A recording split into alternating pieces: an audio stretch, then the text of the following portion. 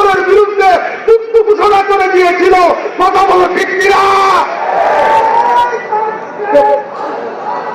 মাথা নত করছে এই মুজাদ্দেদুল ভাসানী, মাথা নত করছে এই মুজাদ্দেদুল ভাসানী, মাথা নত করছে।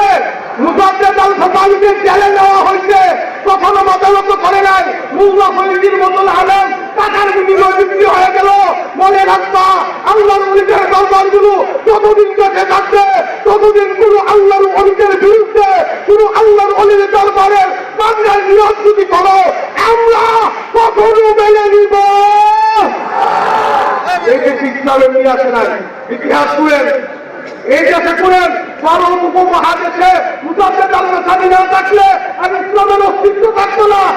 এটাও আমাদের পরিবার ইমাম যুদ্ধ করেছিল। কথা বলেন ঠিক কিনা?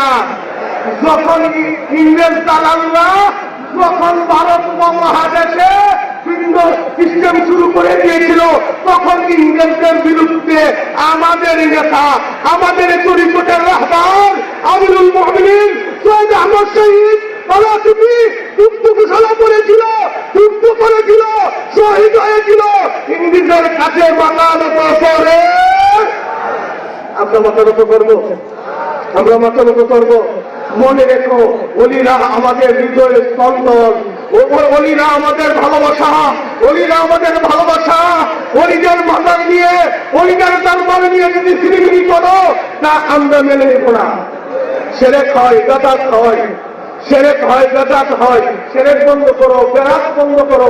মাজারে আক্রমণ করার অধিকার তোমাদেরকে কে দিচ্ছে? কে দিচ্ছে তোমাদের? কথা বলেন ঠিক কিনা? কথা বলেন ঠিক কিনা? এই দেশে ইসলাম আছেন ওলিদের উসিলাতে, এই দেশে আল্লাহর ওলিদের জমিনে কখনো আল্লাহর ওলিদের বিরোধী শক্তি মাথা উঁচু দিয়ে থাকতে পারবে না।